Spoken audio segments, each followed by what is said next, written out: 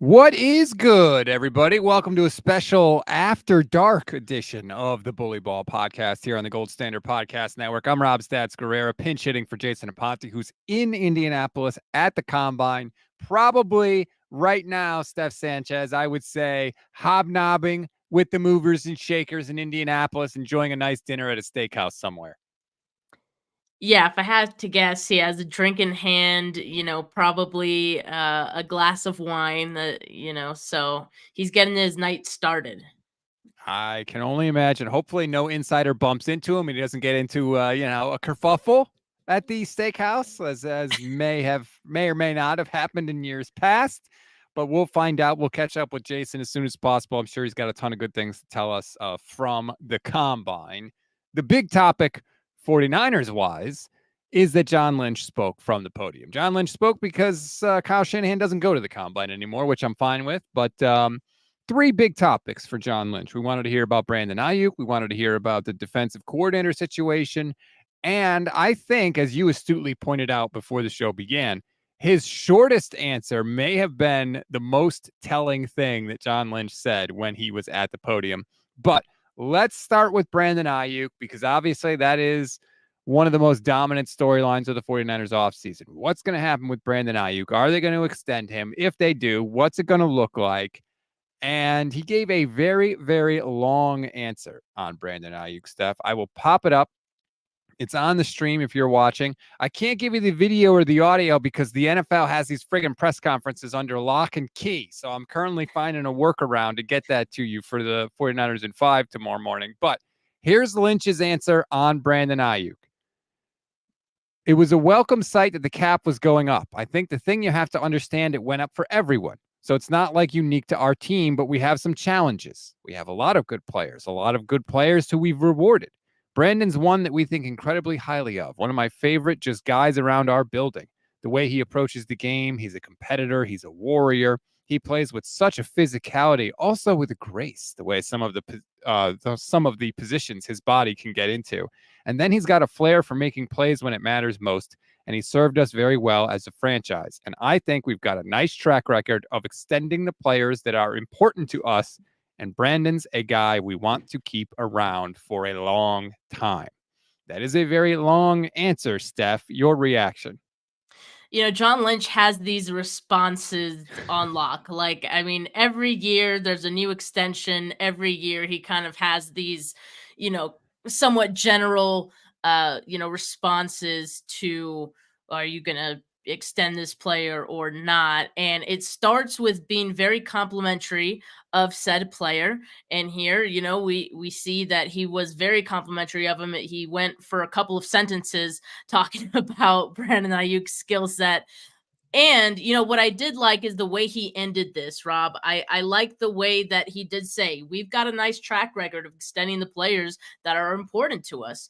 And he is right about that. So he's kind of like, hey, not only do we do the talking, we do the walking. And I would expect that, that's going to be the case with Brandon Ayuk as well. And certainly the cap going up, which is something, John Lynch was also asked about, is something that will help the 49ers in that sense too.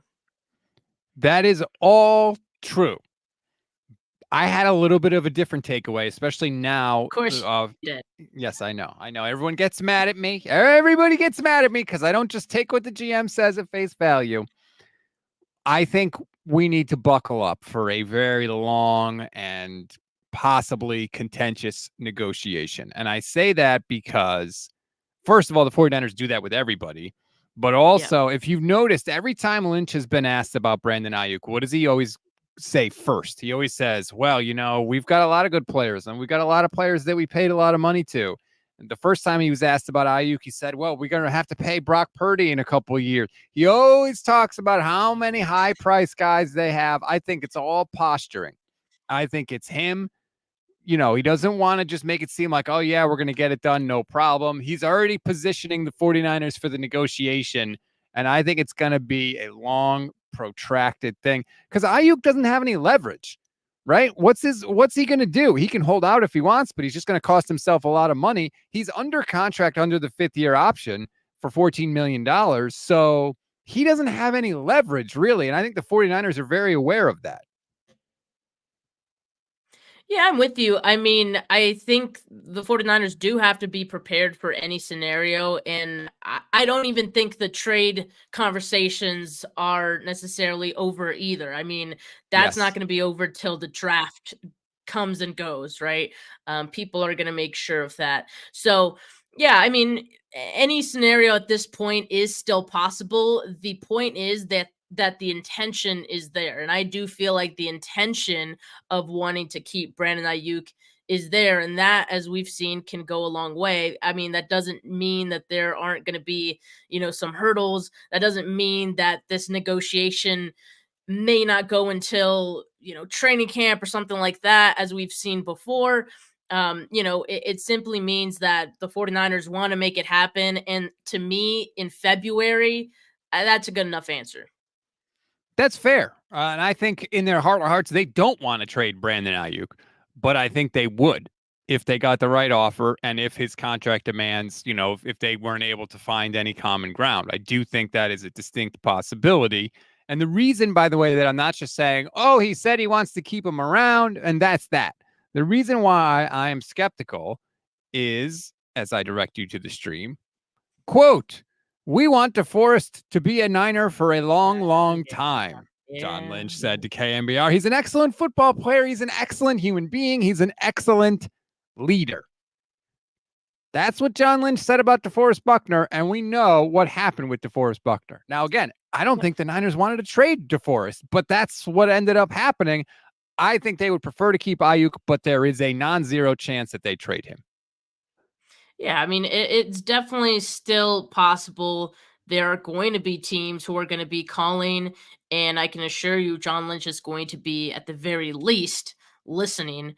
Now, what we have seen in the past is that, the 49ers do tend to set high values for players, especially the ones they really don't want to let go of.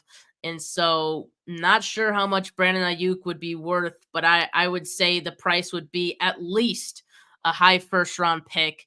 And the question is, will another team be willing to offer that? I mean, that I don't know.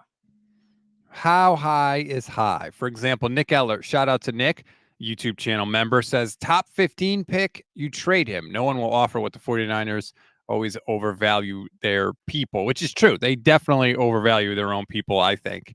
So, okay, 15. Is that good enough for you, Steph? Um, No, and I'll tell you why. Because it's not about overvaluing a player just based off their skill alone and what they bring. It's also because you don't want to trade him, and that goes into the price as well. Fair. So yeah, I mean, top 15 wouldn't you have to go back and look at uh what the 49ers were offered with Debo, and they didn't take that. I mean, you have to imagine that Brandon Ayuk's uh price would be even higher at this point. That is a good point, right? If I don't want to do this, you have to pay more to get me to overcome that. Okay, so 15 is the Colts, 14 is the Saints, 13 is the Raiders, the Broncos are at 12, the Vikings are at 11. Any of those picks entice you to trade Brandon Ayuk? Yeah, definitely. But also, you have to think about your board, your draft board, and who you think will be there as well. There's so much, Rob, that goes into this decision, and and that's why I think if it were to happen, it probably wouldn't happen till very close to the draft, because all those things kind of have to shake out, and you kind of have to have a good idea of what the board is going to be and what teams are interested ahead of that. Would be drafting. So maybe if I mean I'm looking at an offensive lineman, right? I'm looking at a tackle. That's the obvious place I think the 49ers need to upgrade. And so if you can get a day one starting tackle who's going to be your starter for the next few years, that might be worth it, right? I think what you're saying is spot on. In fact, if they were going to trade him, they might not do it until they were on the clock because, like you said, unless you're going to get like a top 3 pick where you know somebody that you want is going to be there, like they did with Trey Lance. Remember how early they traded for that number 3 overall pick? Yeah. They didn't have to worry about the board falling their way because one, they pretty much knew it was going to be Trevor Lawrence and Zach Wilson. But like the pick was so high that they were fine. They were fine. But if you're trading for like 14, 15, like you're talking about, you can't really do that until you know who's there. So you're right. It might literally not happen until they were on the clock or close to it. A lot of AFC teams in there, though, which, that's always a little preferable when you're talking about trading a guy. The Jets are at 10. The Bears are at 9. The Falcons are at 8. The Titans are at 7. The New York Giants are at 6. I feel like, honestly, they all could use Brandon Ayuk. I mean, pretty much every team could, but any of those teams would be viable in terms of need. And if I were them, I would much rather have the proven guy in Ayuk than roll the dice on a rookie. Yeah. Given that, the Jets are a top 10 pick again, they maybe can look to make an offer. Yeah, is my internet okay? 'Cause I guess we established that's kind of the issue here. You're kind of going through a It's tunnel. me, Rob. Am I still there? You're frozen, but we're pretty laggy.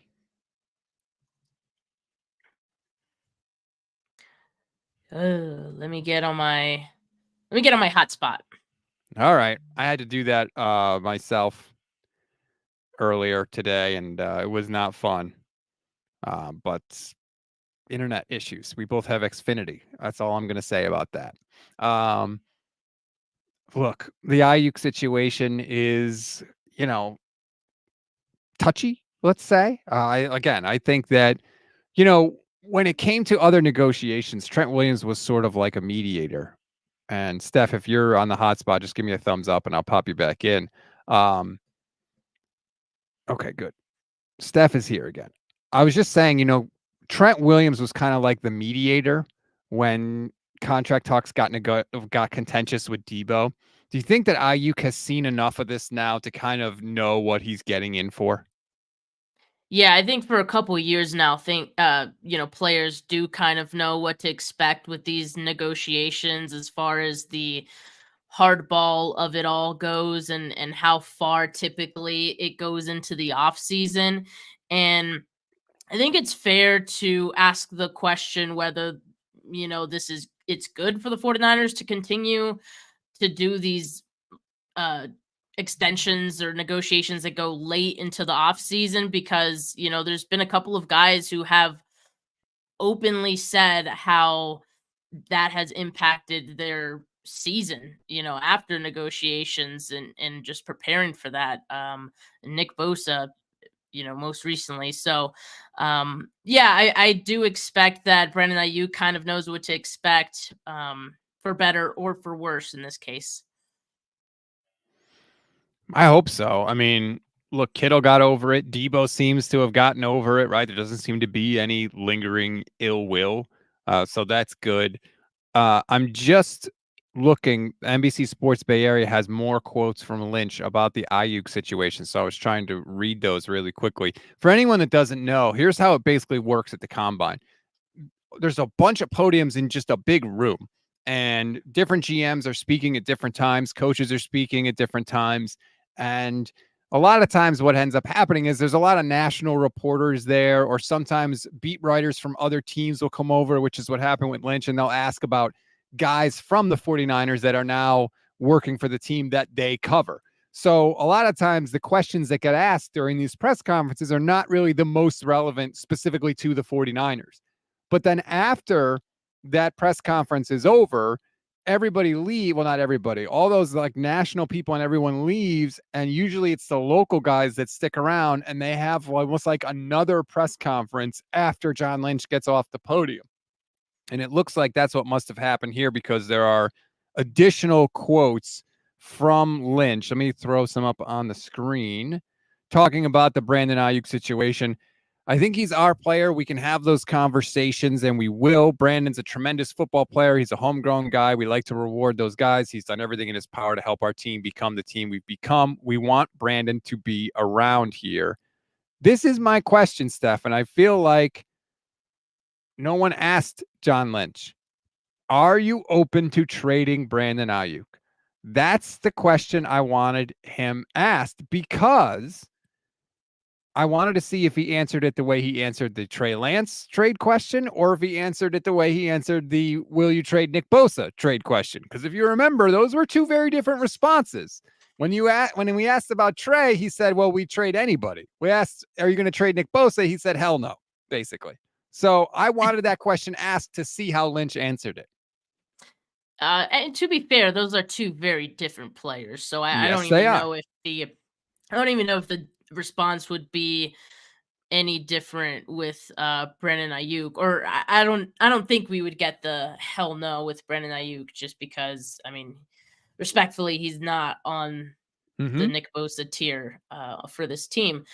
Now, yeah, I mean, I think I am a little surprised nobody asked that. Maybe that talk of Brandon Ayuk being possibly traded kind of fizzled out in the last couple of days, just because we got those new cap numbers and suddenly it's like, oh, actually the 49ers could afford to keep Brandon Ayuk. And it seemed everyone overreacted. Who would have thought? But yeah, so I don't I was a little surprised by that, but it is what it is. In any case, no matter what he would have answered, I think we would have gotten some generic answer, and I think we could figure at the end of the day that he's going to get calls. They're going to listen. What's going to happen is going to happen. Right. That's what I would have said. It's either a hell no, we're not trading him, or he's open to listening. And that's all I wanted from that answer. I was, those are the two things that I would have taken from it. But I wanted the damn question asked. I mean, geez, it's not that like these are not hard hitting questions. It's not like John Lynch is unprepared to answer those questions. And see, like, this is what people do. BMAX says he will say everyone is tradable.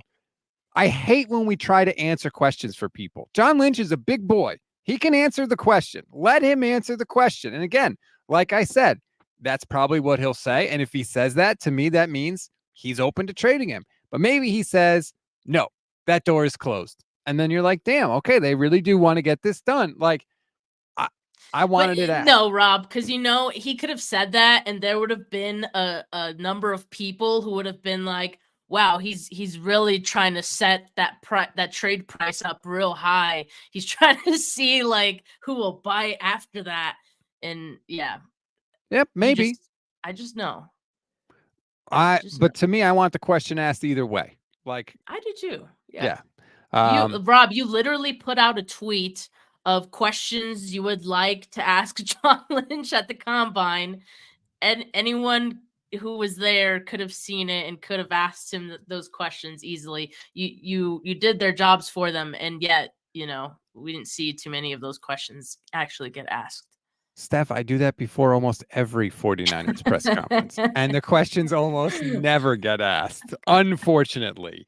But that's where things stand with Brandon Ayuk. I would say do not, sit on the edge of your seat waiting for news in that area. I don't think it's going to happen anytime soon.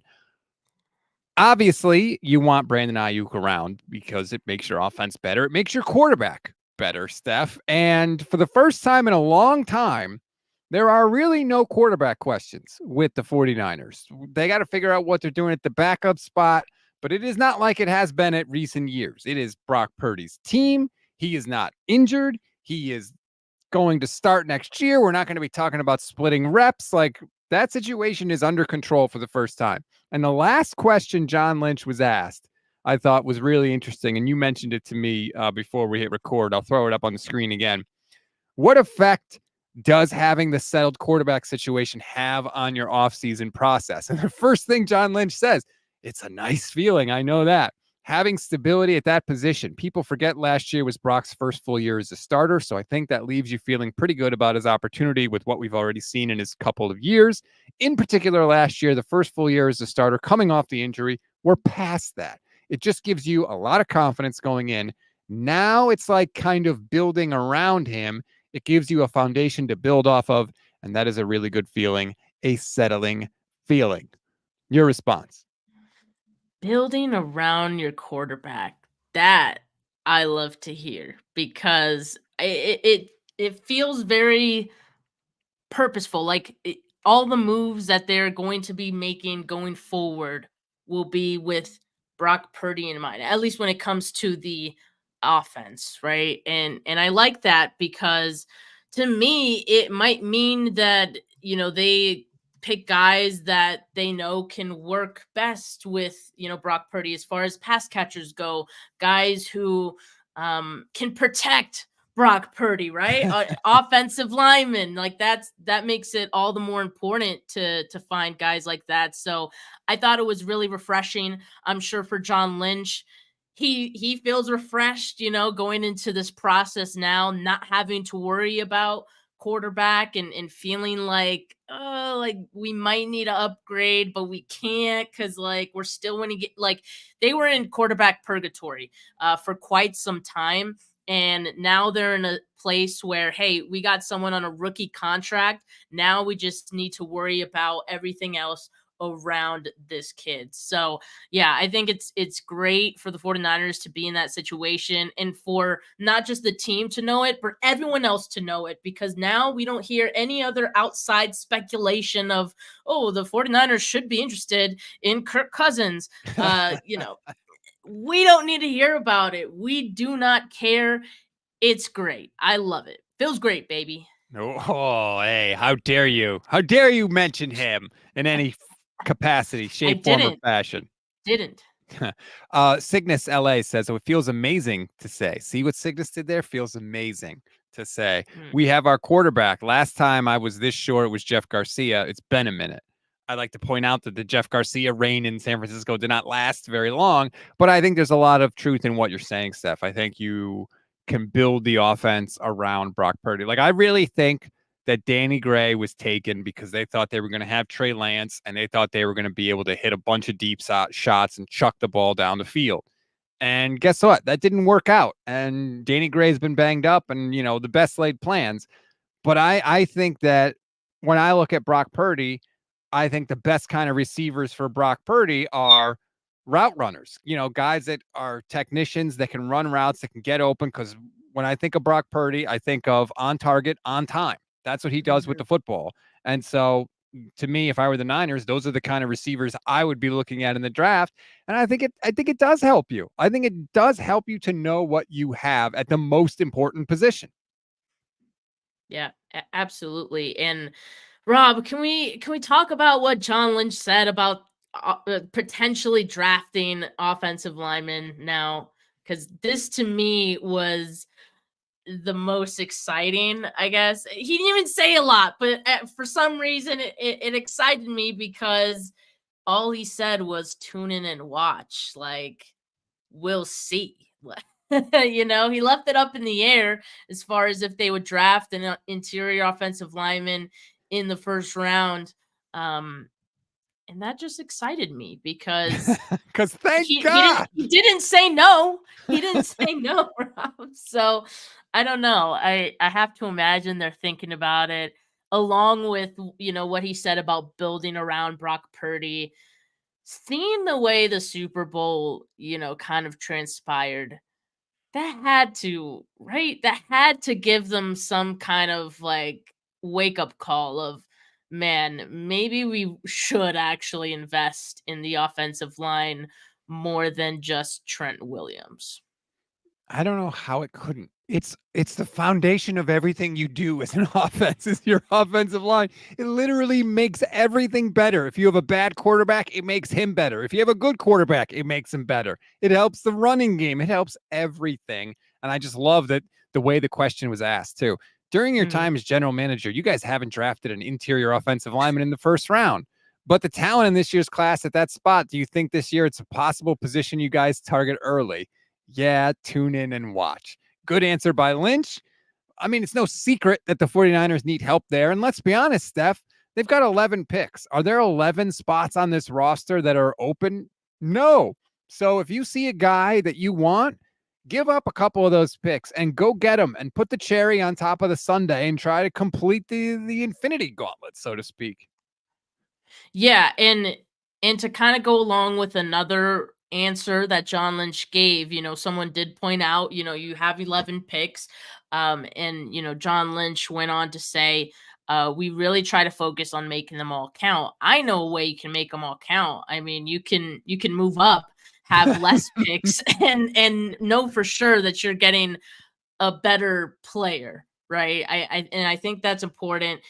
Yes, it is their first time having a first round pick in several few years, Mm-hmm. but it is the 31st pick. That's almost a second round pick. So make some of those picks worth it.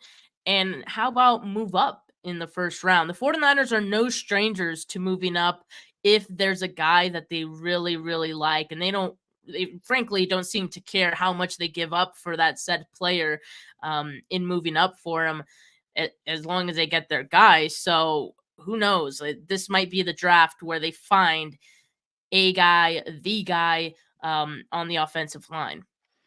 This regime is not afraid to make a big move, right? The Jimmy Garoppolo trade, if you're watching on the stream, I have some of them.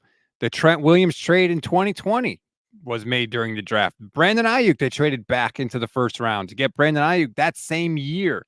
They traded for D Ford, which isn't even on my fancy graphic here. Obviously, the Trey Lance trade, the Christian McCaffrey trade, and the Javon Hargrave, that was a signing, but it was still a big move. Like, this regime is not afraid to do that. And I think that they absolutely should consider it this year. There's not 11 spots on the roster that you need. All those 11 picks are not going to make the team. You can use draft picks two ways. You can use them to pick a player and hope they develop into something, or you can use them as a group to acquire an established player or one higher draft pick. And that's okay too. It's all, I know we love to give teams credit for trading down and getting more picks, but that's not always the best thing to do. So I hope the Niners do.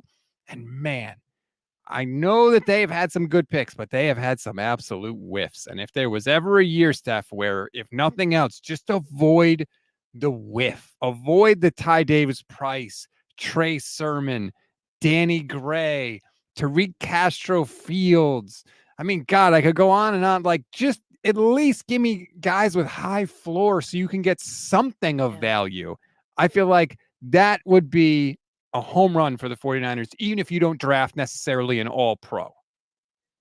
Yeah, I agree. And I think like that's part of the reason why it's become so important for the 49ers to keep the guys who are their top tier players, no matter the cost at this point, because finding a replacement for said player in the draft isn't a guarantee. Like, I think the 49ers have kind of learned that lesson over some time now. So when we look back and you think about the DeForest Buckner trade, I don't know if they would say they regret it, but I think there was some lessons learned there as well. As far as there are no guarantees. Is when you trade a guy away who is a really good player, it's hard to replace that. So we've seen that several times now, and yeah, I think I will say some of those trades were a result of the 49ers needing someone midseason because they whiffed on some of their draft picks. Christian McCaffrey, for example, they had to trade for him because Ty Davis Price was not the guy. Trey Sermon was not the guy. The guys they did have couldn't stay healthy. Like Chase Young this past season was a result of them not prioritizing edge, even though last season we looked at edge as a big need for the 49ers. They said to themselves, well we're going to bank on Drake Jackson to take the next step. Drake Jackson didn't take the next step. We currently don't even know if he's going to pan out for this team, right? So, yeah, I'm with you. I think you have to go big for guys that are ballers and playmakers and are going to make an impact for your team. But sometimes you have to make those moves in the draft, and this would be a year to do that for offensive line. If you miss in the draft, and you want to be a good team, you pay later on. You either pay in Yeah. free agency or you pay, like you just mentioned with the Christian McCaffrey deal, where you pay more picks later on. But you are going to pay as long as you want to be a good team because you need players to fill those needs. The 49ers traded for Chase Young. They signed Randy Gregory. You don't do those things unless you have a need. You see something lacking on your football team. And credit to the Niners for trying to address it when they did. I think they did the best they could at the time. But yeah, it's going to cost you. And Steph, I know people don't want to hear this. The defensive line, they got to restock it. Cleveland Farrell is a free Oh, agent. yeah. Randy Gregory is a free agent. Chase Young is a free agent. Right now, it's Nick Bosa, Eric Armstead, Drake Jackson. That doesn't exactly strike fear into the hearts of offensive coordinators everywhere. Can I say something that maybe won't be so popular, but it would not shock me if the 49ers spent a first round pick on a defensive lineman. Yep. I'm sorry. It's true. There are some really good defensive linemen at the top of this draft. So if the 49ers think there's a guy there who can be a game changer for them, they will make that move. I mean, we know how much the 49ers value defensive line. I completely agree. And I know that people are going to get mad, but like if you need the position, you need the position. This isn't like the 49ers drafting another kicker, right? Like they need defensive linemen. So, I think eventually some of their picks are going to be used on defensive linemen in April. Maybe if it's not the first round pick, I would imagine a pick in the first 3 rounds will be a defensive lineman. Yep. I think so too. Speaking of defense, Steph, there was one more thing that John Lynch was asked about. And just to give you a sense of how different these press conferences are and how sometimes, the local guys don't get the questions in, John Lynch was not asked about who the defensive coordinator of this team is going to be until the second to last question of the entire press conference, which I thought was pretty telling because it's probably the biggest question facing the 49ers right now. But he was asked if not having a defensive coordinator changes the way he evaluates players in the upcoming class. He said no, because I think we have a great idea who we're going to be and continue to be and the things we believe in. So is it important? Sure, we're working towards that. Kyle's working towards that. That will come in due time, but we want to be true to the process, learn a lot from it, identify some of the changes and tweaks we want to make while still staying kind of to our core. I don't know about you. To me, that screams we're hiring from within. I don't think necessarily, but I think it does mean we're hiring from within our coaching tree. And that does at this point involve a lot of guys around the league. Like you can look at some guys from the Jets staff. You could look at some guys on the Texans staff, for example. Maybe even other staffs that I'm, not thinking about. But yeah, there's other names out there who are still, not internal candidates, but have the same scheme, same philosophy as what the 49ers like to run. And I think those guys are very much in play here as well. Now, you also mentioned, Rob, that it seemed like John Lynch did speak with some beat writers after the fact. And so I did see that a little bit ago, Matt Barrows did put out an article, and it's titled John Lynch, don't rule out Brandon Staley for 49ers defensive coordinator opening. Apparently, John Lynch did acknowledge or did confirm, who the 49ers have interviewed so far. Oh, right when you got to the meat. Don't leave me, Steph. I think we lost Steph. Well, let's see if I can bring up that article from Matt Barrows. There it is. Yep, I'm looking at it right now on the Athletic website. It's interesting. The 49ers don't break a ton of stories. Oh, I think you're back now, Steph. But they also, like Matt Barrows is not going to spend his time writing a column about this unless there's maybe some fire there. So that's an interesting thing you bring up, Steph, about this Barrows article. He's not writing this for no reason. Yeah, someone said 49ers cut my Wi-Fi. They don't want me, I know too much. No, since I'm on my hotspot, I think I can really only do one thing at a time, or it gets mad at me, I guess. So one part that I think really stuck out in this paragraph, I'll just read it off. It says, Lynch, however, cautioned against ruling out Staley. He said the 49ers will keep an open mind, and he noted that Staley's system is so variable that it had room for a 4-3 front that the team has used in the past. He also said he and Shanahan will use the interview process to come up with new ideas for the defense, and noted that the wide 9 system the 49ers use now was not part of the team's original scheme, but that the 49ers figured out how to implement it, and it's been a success. That is, he said it's possible to stick with core principles while still evolving. So, to your point, I mean, yeah, I think Brandon Staley is definitely in play here. Is he going to be the guy? I don't know. Like, the fact that they're taking their time with this, and the fact that there's still some external candidates that they're looking into, and we don't know who those external candidates are, tells me the possibility of there being a big fish in play.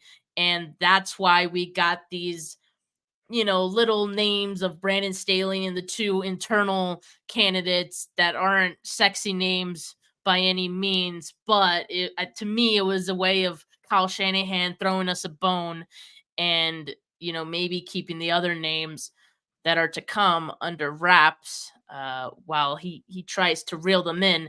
So I don't know. That's how I see it. That's how I hope. I also feel like the fact that this process has been going fairly slow, I think tells me that they're putting a lot of due diligence into it.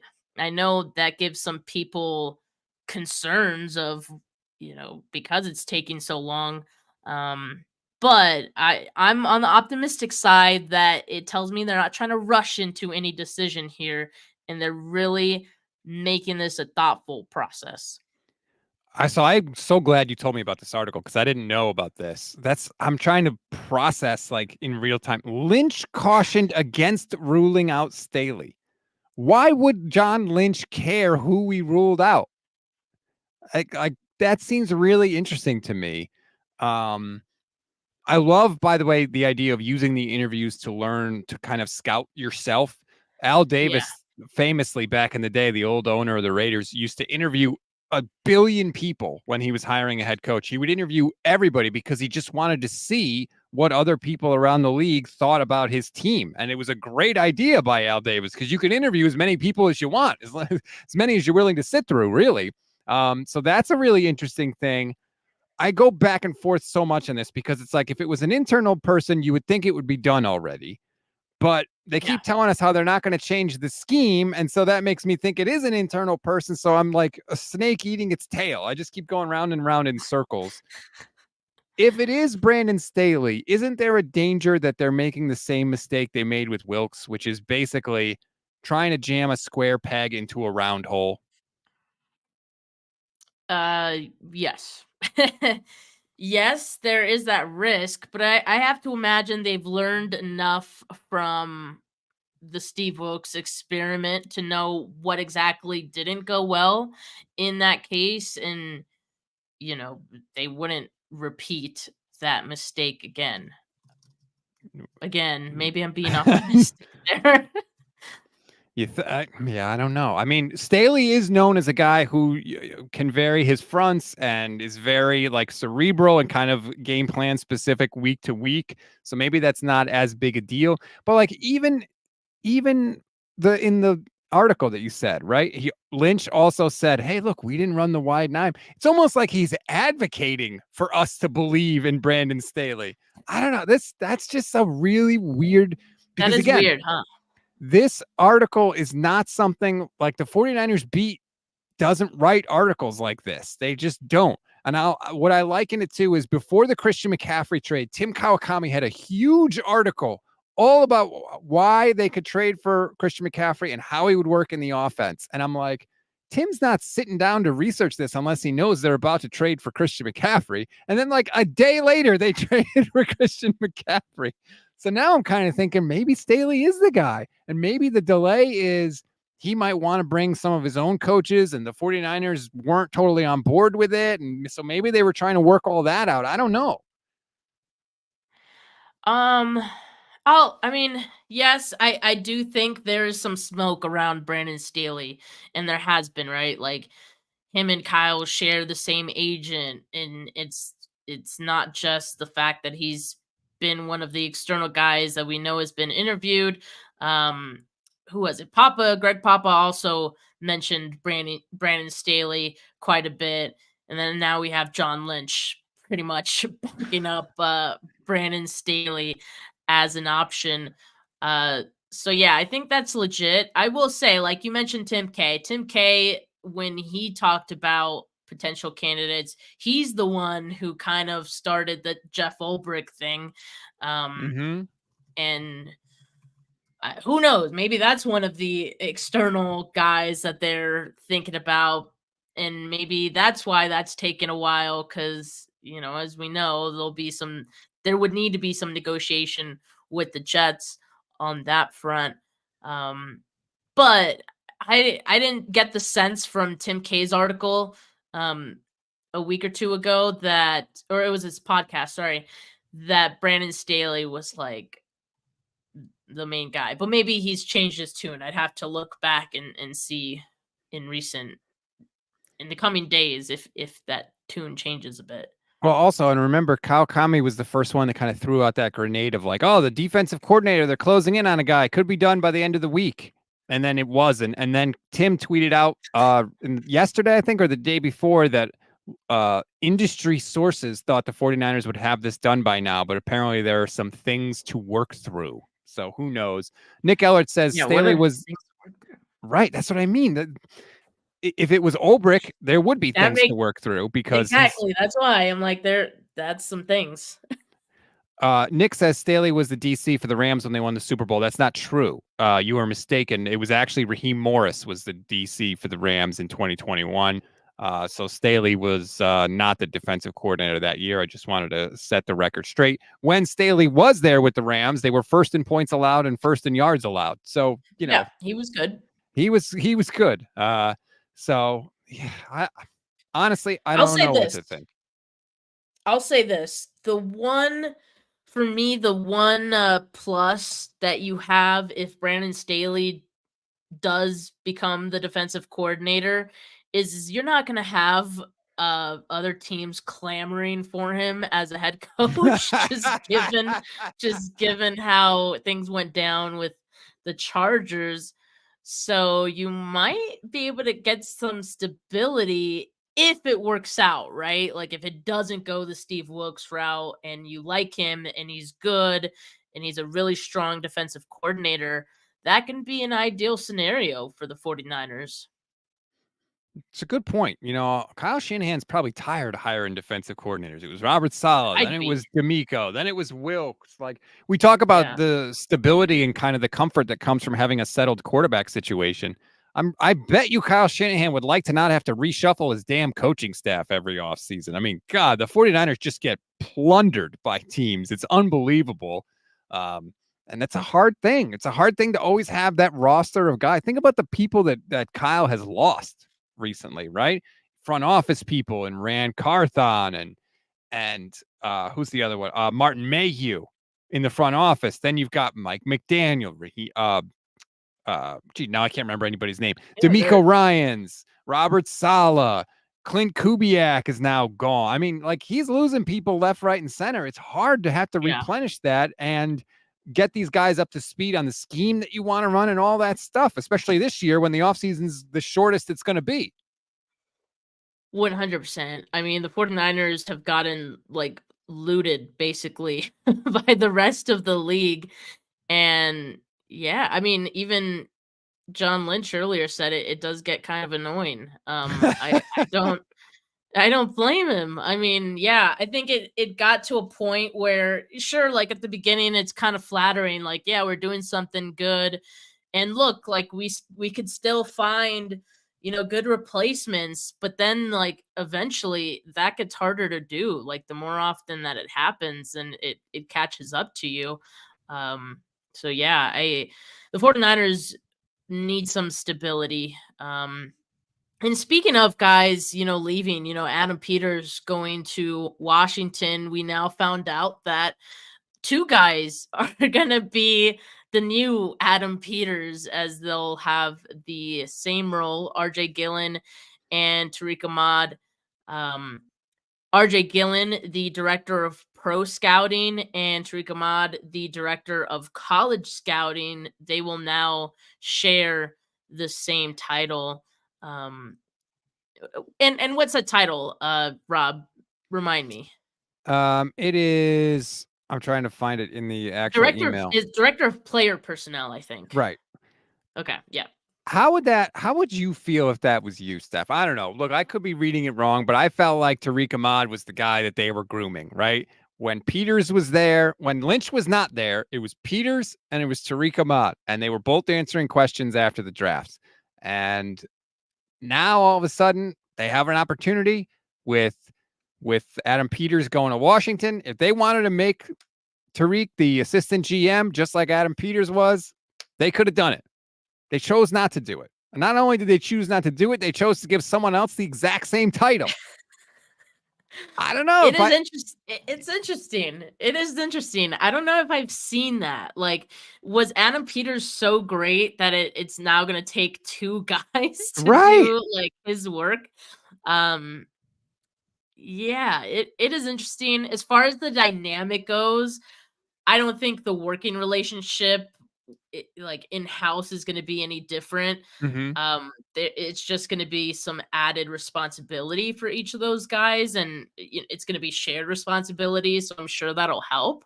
But I'm with you. Like RJ Gillen, I obviously know of him. He's been with the 49ers for several years, but Tariq Ahmad was the guy who they were putting in front of the camera, so I don't know what exactly happened. Like maybe RJ Gillen was kind of like that dark horse candidate that was like, man, like he's really good at this too. We should just both give them the same title.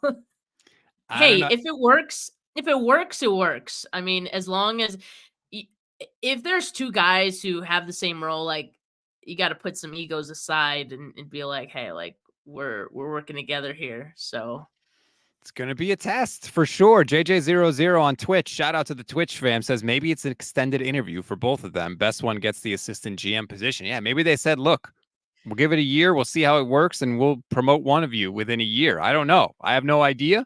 When I saw that, I just thought like if it was me. Look, I honestly like I've been in a position where I've been the number two. When I was at ESPN Radio back in the day, I was the number two producer for Mike and Mike on the biggest sports show in the history of sports shows. I was number two. When the producer was out, he had like extended absences because he had some medical issues or whatever. I ran the show for months at a time, no problem. And when the time came for me to get a promotion, when I got offered a job somewhere else at NBC and I went to ESPN and I said, what are you going to do? And they were basically like, nothing. I was like, okay, I know how I felt, and I left. Like, I know how that made me feel. I'm all for putting in your time and that's fine. And everybody should do that. But there comes a point where you feel like you are ready to be the lead dog, to bet on yourself, so to speak. And maybe Tariq Ahmad is not there yet. Maybe he's like, hey, I'm cool with this. That's fine. But I just know if it were me and my chance was sitting there and they not only didn't put me in that spot, but they gave somebody else a promotion to that spot, I don't know. It would rub me the wrong way. That's just me. That's my own personal bias. Right. And that's why I say, like, both guys had to have been okay with this. Egos had to have been put aside. And I'll just say this, like, the assistant GM position, like the 49ers went a long time without even having an assistant GM. And I really think the only reason they had it was to keep Adam Peters one more year, keep him happy, give him a promotion with some money tied to it, and keep him around for an additional year. So I don't think we necessarily see the assistant GM card get pulled soon, or within the first year of these two guys, unless either one of them possibly starts becoming a GM candidate, which they very well could be. Mm-hmm. But yeah, I think the 49ers would be wise to kind of keep that one, play that card till they need it. It's true. Adam Peters was promoted to assistant GM in 2021. And you're right. Like, it's always nice from an organizational perspective to be able to say, hey, we want to keep you. We'll make you assistant GM. We'll bump up your pay. There's no salary cap for executive pay and coaching pay. And to me, that's always been the biggest area where if you're an owner that actually really cares about winning, pay them crazy salaries. Make it so hard for them to leave.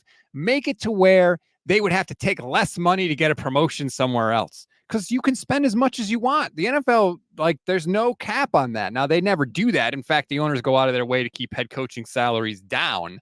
But if you are an owner that actually cared about winning, that's what I would do 1,000%. I would pay. I would never have let Mike McDaniel leave. I would have said, name your amount. And maybe he would have said, I want to be a head coach. I'm leaving. But I would have made it very, very difficult for that to happen. I don't know why. I feel like it's harder to keep coaches like in that way by just throwing money at them than it is like execs. I don't know. Maybe. I just get that sense, because like coaches do want to move up the ladder. Mm-hmm. Not that execs don't, but I don't know. It feels That's different. Yeah, I mean, like I said, there comes a point where you want it to be your show. You think you're ready and like you want to see what you can do in that spot, and no amount of money will get you to keep staying in your current position. But, there could be some amount of money. I'm just saying, it's not like Jed York's in danger of running out of it. Although, as Andre points out, Jed York isn't that kind of owner. That's probably true. I'm interested to see if the Niners draft changes this year, Steph. If do we see them kind of shift to different types of players because Adam Peters isn't there, and maybe a different voice becomes more prominent. I still don't know how responsible for everything Adam Peters was, good or bad. It's hard for us to know. Yeah, I mean, that's the challenge, right? Whenever there's a front office guy that leaves, we the fans truly don't know how much of an impact they had, probably until a year or two after the fact, once we see how the draft kind of unfolds. And Rand Carthon left last off season, and we don't know how much of a hand he had in the 49ers draft as well. Like, that's another guy that I think was a piece of the puzzle that's no longer there. Now you add Adam Peters. Who was the other guy? There was someone else who's like the Vikings GM. Kwesi Adolfo-Mensah? Yeah. Yeah, he's so another guy. Like, they have so many guys who have left in the process, who I think they all had, a part in the 49ers scout. And it's like a team, it's a team thing always to scout and, create your board and all that. And last offseason, like, we heard the 49ers say it was the most collaborative draft they had in that coaches, I guess, were able to give more input, or I don't know, collaborative. And I don't know, some of those picks were interesting. Maybe less less voices. Maybe less maybe less chefs in the kitchen, please.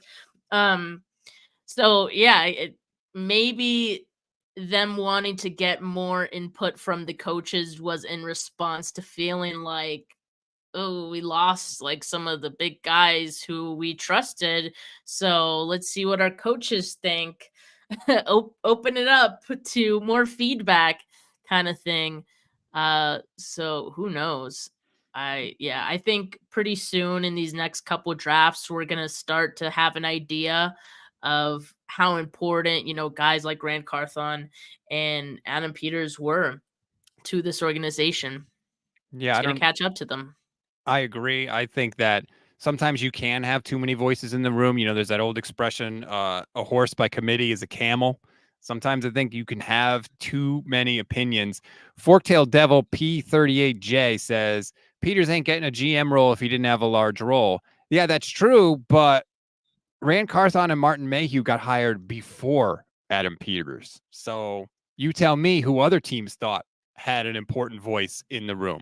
I'm just, just stating facts here. That's all. Well, remember Adam Peters in the previous cycle did have suitors, but in fact, I would even say maybe the last 2 cycles had several suitors, but I think the 49ers made a bigger effort to keep him around than maybe the other guys. So, but I think what you're saying is true. Like, obviously, everyone's like, well, we don't know how much this guy meant to the 49ers. Well, the league talks. Like, guys around the league talk with each other. They get a sense of who are, the big players in each, front office. And obviously Rand Carthon, Adam Peters, Quezzy were the names that, kept coming around for the 49ers, right? So obviously that's how those guys get interest in the first place. It doesn't come out of nowhere, for those guys to get interest. So yeah, the league talks, and those teams who picked up those their new GMs know how much of an input those guys had with the 49ers. I completely agree with you, Steph. One thing I want to get to before we bounce out of here. Strawberry React says, by the way, Steph, David Lombardi directed people to your profile the other day because you do such a good job of tracking the players that visit the 49ers. Tell everybody the work that you have going on, because this is like Steph Sanchez season right now. You might think it's draft season. It's not. It's Steph season.